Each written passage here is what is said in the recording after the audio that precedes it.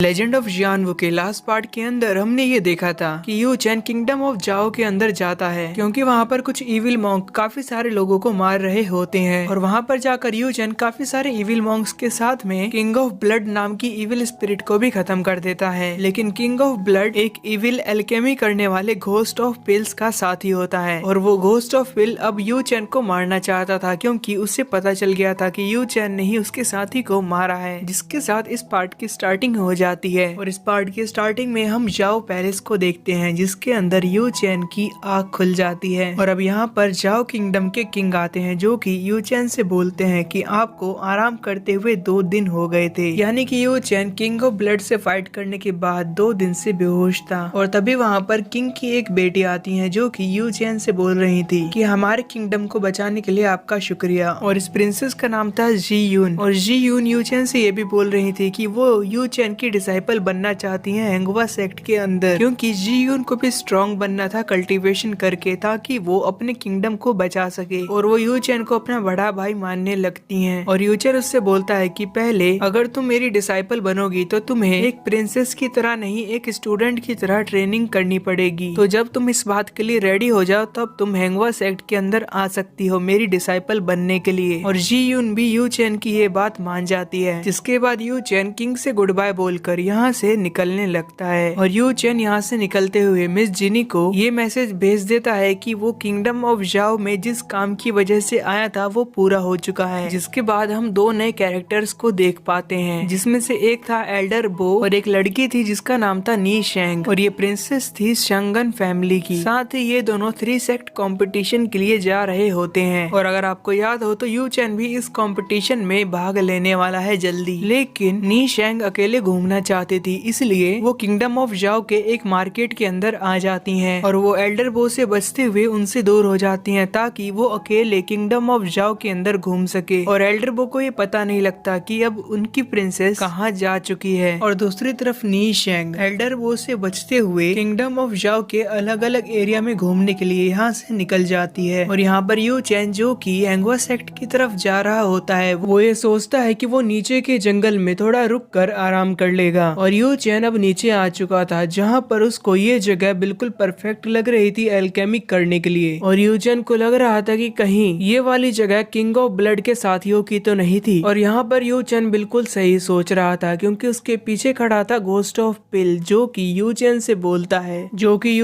बोलता है कि मैं तुम्हें खुद ढूंढने वाला था तुम्हें मारने के लिए, लेकिन मैंने ये नहीं सोचा था कि तुम खुद चलकर मेरे पास आ जाओगे। और ये बोलकर वो यू चैन के ऊपर एक अटैक कर देता है, लेकिन यू चैन उसको अपनी बड़ी स्वॉर्ड से रोकने की कोशिश कर रहा था, लेकिन वो घोस्ट ऑफ पिल के अटैक से पीछे हो जाता है। और घोस्ट ऑफ पिल के एक ही अटैक से यू चैन ये समझ जाता है कि ये जो घोस्ट ऑफ पिल है इसका cultivation level Kong Ming level पर है और ये किंग ऑफ ब्लड से भी ज्यादा पावरफुल लग रहा है, इसलिए वो यहाँ से भागने के लिए निकल रहा था। और तभी घोस्ट ऑफ पिल अपने स्पेशल फर्नेस का इस्तेमाल करते हुए यू चैन के ऊपर अटैक कर रहा था। और यू चैन जहाँ भी जा रहा होता है घोस्ट ऑफ पिल का फर्नेस उसका पीछा कर रहा होता है। और तभी हम आसमान में नी शेंग को देख पाते हैं जो कि अकेले किंगडम ऑफ जाओ के अंदर घूम रही होती है। और तभी उसे सेंस होता है कि नीचे कोई खतरे में है, इसलिए वो वहाँ पर जाने लगती है। और इधर घोस्ट ऑफ पिल ने यू चैन को पकड़ रखा था और वो बोल रहा था कि मैं तुम्हारे ब्लड और हर्ट का इस्तेमाल करके एल्केमी में अपनी पावर्स बढ़ा लूंगा। और तभी यहाँ पर नी शेंग आ जाती है जो कि घोस्ट ऑफ पिल से यू चैन को छोड़ने के लिए बोलती है। और जब घोस्ट ऑफ पिल नी शेंग को देखकर अपना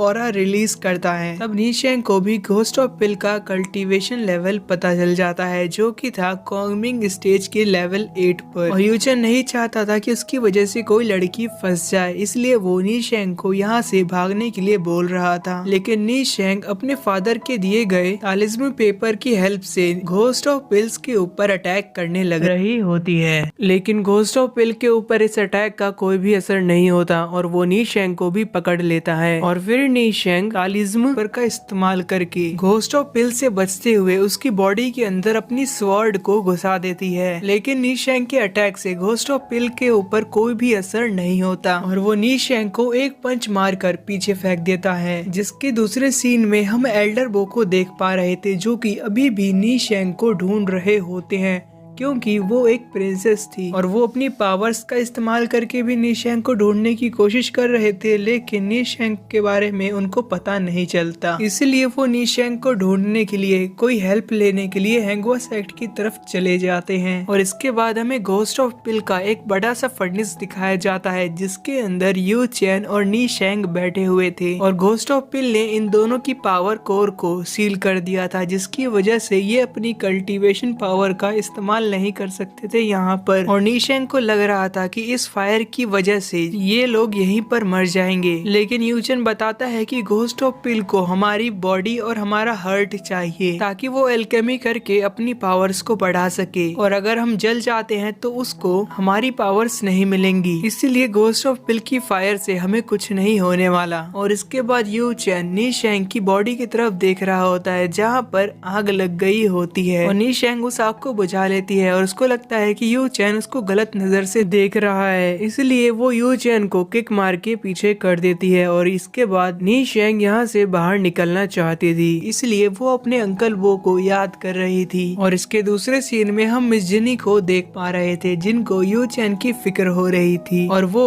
एल्डर जूफ्यू और हेडमास्टर दिंग तियान और अपनी बहन जूली के साथ बैठी हुई थी और वो बोल रही थी कि यू चैन ने मुझे बताया था कि किंगडम ऑफ जाओ में उसका काम पूरा हो चुका है, लेकिन अभी तक वो नहीं आया, शायद वो किसी प्रॉब्लम में तो नहीं फंसा। और तभी यहाँ पर एल्डर बो आ जाते हैं जो कि हेडमास्टर दिंग तियान से उनकी हेल्प मांग रहे थे और वो बोलते हैं कि हमारी प्रिंसेस निंग शैन किंगडम ऑफ जाओ के पास वाले मार्केट में गायब हो चुकी हैं और वो मुझे अब नहीं मिल रही। और ये सुनकर मिस जिनी बोलती हैं कि ये तो वही जगह है जहाँ पर लास्ट टाइम यू चैन ने मुझे मैसेज भेजा था। और ये सुनने के बाद में मिस जिनी और उसकी बहन मिस जूली, साथ ही में एल्डर बो, एल्डर ज्यूफ्यू और हेडमास्टर दिंग तियान, ये सारे लोग मिलकर यू चैन और निशैंग को ढूंढने के लिए निकल जाते। इसके बाद हम ब्लड डीमन सेक्ट का सीन देख पाते हैं जहाँ पर यहाँ के सारे लोग ये सोच रहे होते हैं कि वो कैसे हाफ तियानजी पिल को कंप्लीट करेंगे। और जैसा कि हमें पता है कि हाफ तियानजी पिल का हिस्सा ब्लड डीमन सेक्ट के पास है और हाफ हिस्सा यू चैन के पास में है। और तभी उनका लीडर उनसे ये बोलता है कि वो सिटी ऑफ पिल के अंदर से किसी अल्केमिस्ट की हेल्प से अपनी पिल को पूरी करवा सकते हैं, लेकिन ब्लड डीमन सेक्ट का लीडर वो बोलता है कि तियानजी पिल को कंप्लीट करवाना इतना आसान नहीं है, इसलिए ये घोस्ट ऑफ पिल्स की हेल्प लेना चाहता था। और घोस्ट ऑफ पिल वही बंदा है जिसके पास में अभी यू चैन और निशैंग हैं। और ब्लड डीमन सेक्ट का लीडर घोस्ट ऑफ पिल की हेल्प से तियानजी पिल को कंप्लीट करके अपनी पावर्स को और भी ज्यादा बढ़ाना चाहता था, इसलिए वो अपने डिसाइपल्स को घोस्ट ऑफ पिल को ढूंढने के लिए भेज देता है। और उसकी ऐसा करते ही ये पार्ट यहीं पर खत्म हो जाता है। और अगर आपको ये वीडियो पसंद आई है तो वीडियो को लाइक जरूर करना। मिलते हैं अगली वीडियो में। Thanks for watching.